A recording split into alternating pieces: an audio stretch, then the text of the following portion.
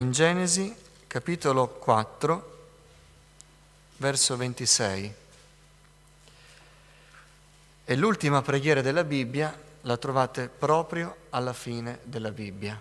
Quindi andate all'ultimo capitolo di Apocalisse, agli ultimi versi, e lì troviamo l'ultima preghiera. Vogliate alzarvi in piedi? Vogliamo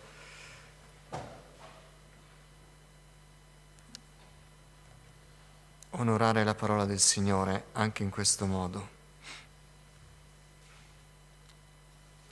Genesi 4, verso 26. Anche a Set nacque un figlio che chiamò Enos.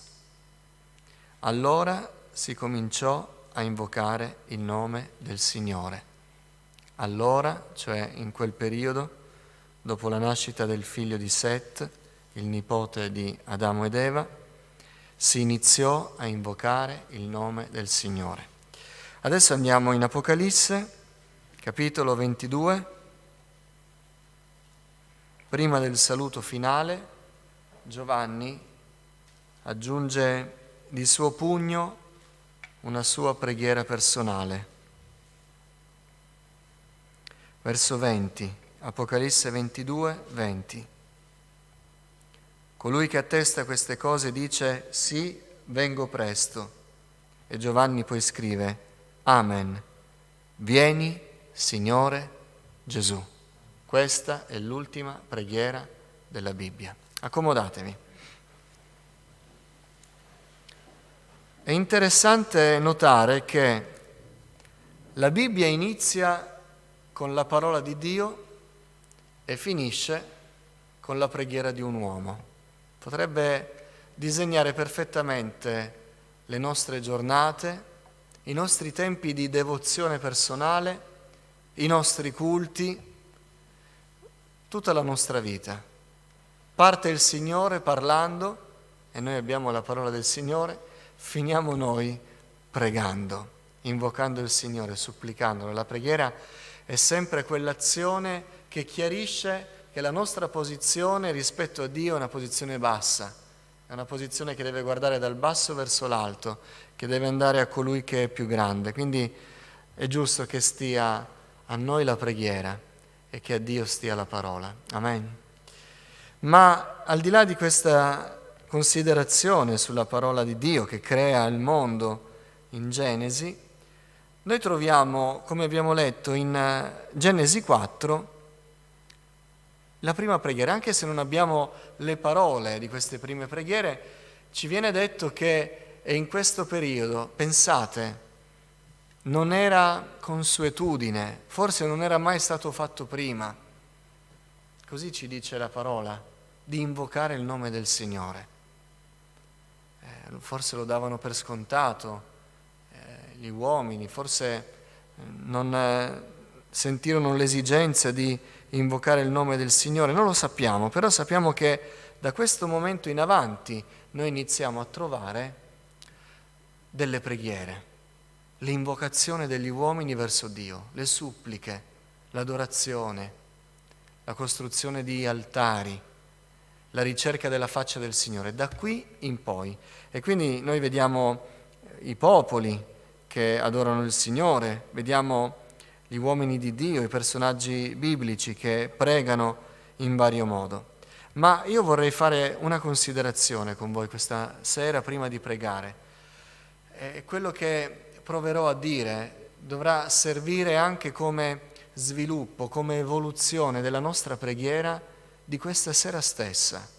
Oltre al fatto che dobbiamo vedere una crescita nella nostra vita di preghiera anche attraverso queste riflessioni.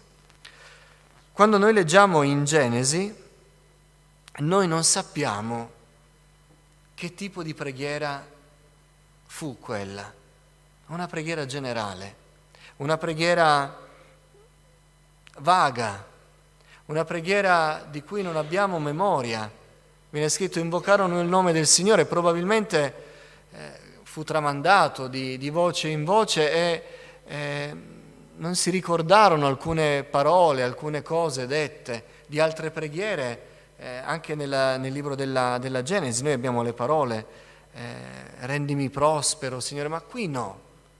Quindi la partenza della vita di preghiera dell'umanità nei confronti di Dio è una partenza vaga, è una partenza senza forma, è una partenza superficiale, è una partenza che non lascia niente che si possa ricordare, che lascia il segno. Però noi potremmo fare la storia della preghiera sfogliando le pagine della Bibbia. E potete farla voi benissimo, sfogliando anche casualmente la Bibbia. In ogni libro della Scrittura noi abbiamo esempi di preghiera. E abbiamo allora Abramo, per esempio, che pregò il Signore perché la sua eredità non andasse al suo servo, ma Dio gli concedesse un figlio. Abbiamo la preghiera di Mosè, quando era davanti al mare e si faceva forte davanti al popolo, ma il Signore conosceva il suo cuore e gli diceva: smetti di chiedermi, di supplicarmi, agisci, perché io ti ho dato l'autorità per far passare questo popolo dall'Egitto al deserto. Abbiamo la preghiera di Davide, abbiamo tutto il libro dei Salmi che ci fa vedere come pregava Davide. E Davide pregò il Signore per essere liberato da Saul, pregò il Signore per essere liberato dai suoi oppressori, pregò il Signore quando si sentiva solo, e ci sono tutte le preghiere, pregò il Signore anche rivelando i cattivi sentimenti che aveva nel suo cuore. Possiamo ricordarci delle donne di Dio, Anna, la mamma di Samuele, una preghiera non udibile dagli uomini, non udibile da Eli, ma udibile dal Signore. Lei pregò per un figlio, il Signore glielo concesse. Anche altre donne pregarono per non essere più sterili e Dio lo concesse. Ci ricordiamo di Agar, invocò il Signore nel deserto e il Signore le rispose. Ci ricordiamo di Daniele. Daniele pregò il Signore intercedendo per il popolo di Israele. Pregò addirittura chiedendo perdono per i peccati. Pregò perché il Signore si ricordasse delle sue promesse e il Signore gli parlò. Abbiamo le preghiere di Geremia, preghiere sincere, preghiere che non nascondevano la volontà del profeta, che era contraria alla volontà del Signore. Eppure Geremia pregava il Signore gli rispondeva. Abbiamo le preghiere di Gesù. Gesù insegnò a pregare i suoi discepoli. Abbiamo le preghiere degli apostoli, negli Atti degli Apostoli, preghiere di fede che videro poi l'esaudimento attraverso miracoli. Quindi noi possiamo tracciare la storia della preghiera, chiamiamola così questa sera, la storia della preghiera sfogliando le pagine della Bibbia. E l'inizio è vago, l'inizio è informe, l'inizio non ha richieste precise, l'inizio non ha neanche nulla da ricordare, ma caso dopo caso noi vediamo che uomini, donne, re, sacerdoti, popoli hanno chiesto a Dio, hanno adorato Dio, hanno invocato il nome del Signore, hanno interceduto per altri e Dio è intervenuto. E noi abbiamo questa storia, ma arrivando alla fine della storia noi ci aspetteremo, proprio come se fosse un percorso, che ci sia una evoluzione nella preghiera. Quando sono bambino chiedo le cose da bambino e mentre cresco mi accorgo di altre cose, faccio le mie richieste, fino a quando maturo al punto tale che la mia preghiera diventa una preghiera matura. E allora, se possiamo fare questo ragionamento spirituale, la domanda è: qual è dunque il culmine della preghiera, il capitolo finale della storia della preghiera?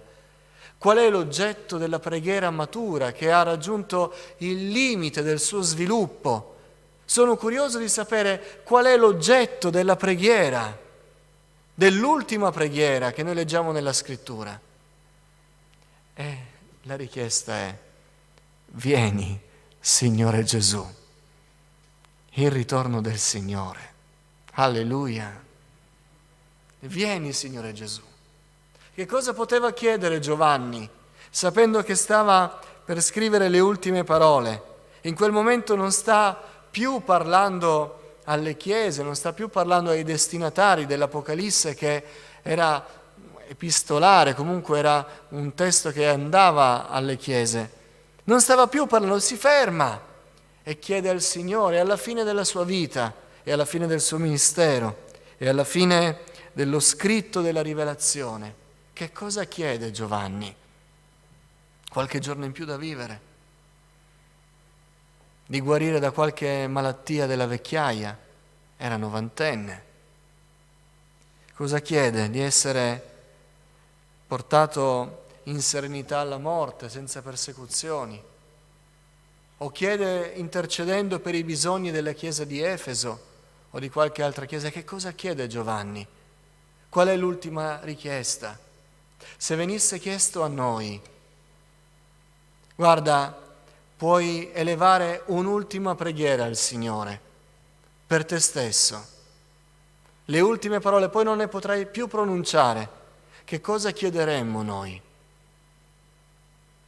Giovanni fa cadere la sua preghiera personale alla fine della Bibbia, a chiudere la scrittura, facendoci sapere che in fondo, alla fine di tutto, una sola cosa conta: desiderare il ritorno del Signore. In definitiva, questo è più importante di ogni altra cosa. È chiaro che quando parliamo del ritorno del Signore stiamo parlando di qualcuno che è salvato, quindi ha ricevuto la salvezza in dono, il perdono dei peccati e sta aspettando con gioia il Salvatore che lo viene a incontrare per portarlo in cielo. Quindi si sta parlando della salvezza, si sta parlando delle promesse, ma noi vogliamo desiderare ardentemente il ritorno del Signore. È più importante che il Signore ritorni, più che esaudisca le nostre richieste materiali. È più importante che il Signore ritorni, piuttosto che ci risolva qualche problema momentaneo di questa vita. Non c'era nessuna titubanza in Giovanni, nessun rammarico di dire: la mia ultima preghiera avrei potuto spenderla meglio. Giovanni dice: Signore, alla fine della mia vita, alla fine delle mie battaglie, alla fine delle mie tribolazioni, alla fine dei miei insegnamenti, dopo aver visto persone autentiche e persone false, i falsi profeti nelle chiese, dopo aver visto e insegnato ai credenti a camminare fedeli a te, alla fine una sola cosa io voglio chiedere, una sola cosa desidero: che tu ritorni. Vieni, Signore Gesù.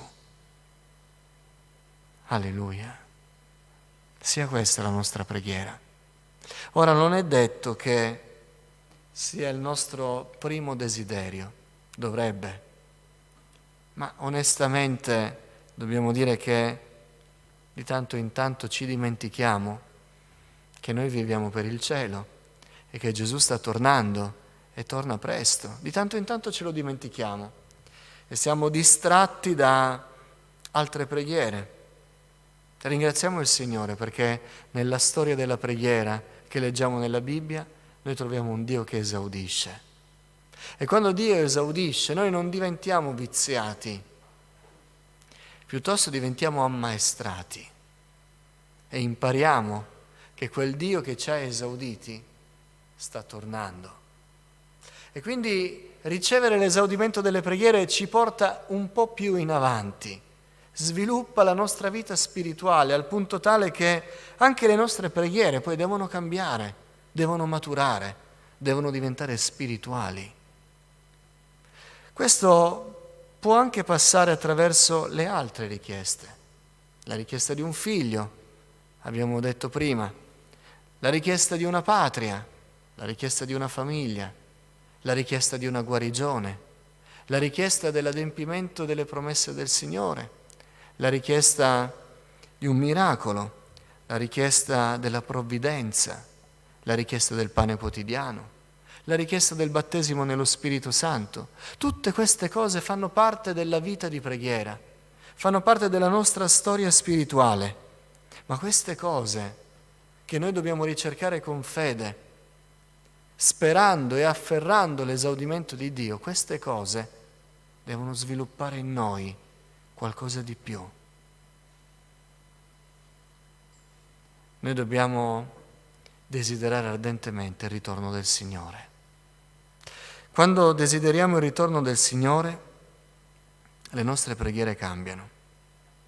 Le nostre preghiere iniziano a essere preghiere di vigilanza, preghiere che non danno per scontato che il tempo ci appartiene, preghiere che ricercano la santità di Dio piuttosto che qualche beneficio terreno, preghiere che fanno di tutto per arrivare a Dio e trovare l'approvazione di Dio, perché chiedere al Signore, pregare il Signore dicendo torna presto, Signore Gesù, non essendo pronti, è follia. Quale pazzo chiederebbe il ritorno del Signore sapendo che in quel ritorno lui non è partecipe del rapimento? Quindi la preghiera torna, Signore Gesù, è una preghiera di grande maturità, è una preghiera di grande spessore spirituale, è una preghiera di sapienza spirituale, è una preghiera che rivela che cosa c'è davvero nel cuore. E questo non riguarda solo le parole, perché tante volte a parole noi parliamo bene delle cose del Signore, ma sono i desideri della nostra vita che rivelano dov'è il nostro tesoro.